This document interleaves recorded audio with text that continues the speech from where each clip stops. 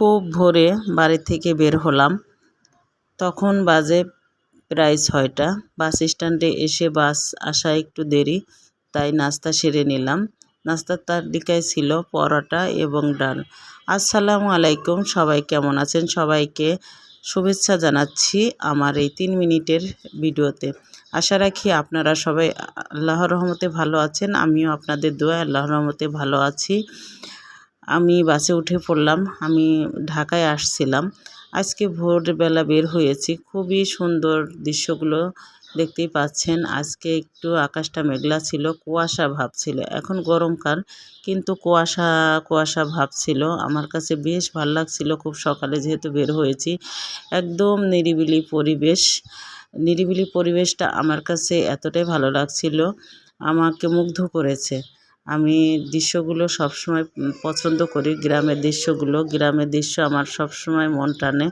গ্রামে যেহেতু আত্মীয় স্বজন থাকে, আমি মাঝে মাঝে গ্রামে যাই। গ্রাম মানেই প্রশান্তি। আপনাদের কাছে আমার এই ভিডিওটা কেমন লাগলো কমেন্ট করে জানাবেন। গ্রামের দৃশ্য আপনাদের অবশ্যই ভালো লাগবে।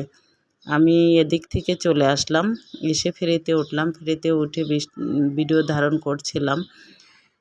মেঘলা আকাশ থাকাতে ফেরির ভিতরে এতটাই বাতাস ছিল এবং ভয়ও লাগছিল আমার কাছে, কেন জানি মানে খুব বাতাস উঠেছিল ফেরিতে। আমি এ যাবৎকালে যতদিন চলাচল করছি কোনো দিন এরকম বাতাস এবং মেঘ পাইনি। আজকে হঠাৎ করে মেঘ এবং বাতাস, এবং মাঝে মাঝে নদীতে ঢেউ উঠছিল।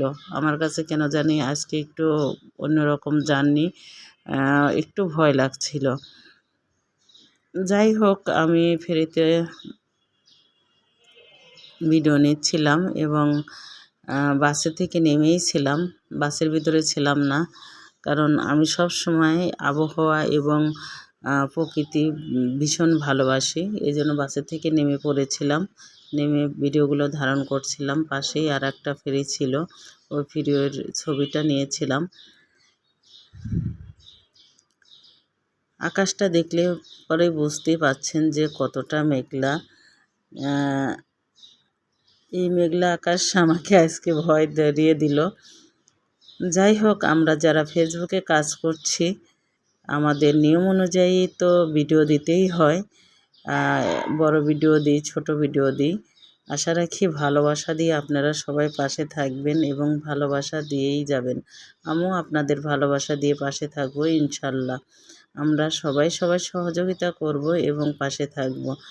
সবাই ভালো থাকবেন। আল্লাহ হাফেজ। দেখা হবে নেক্সট ভিডিওতে ইনশাল্লাহ। আসসালামু আলাইকুম সবাইকে।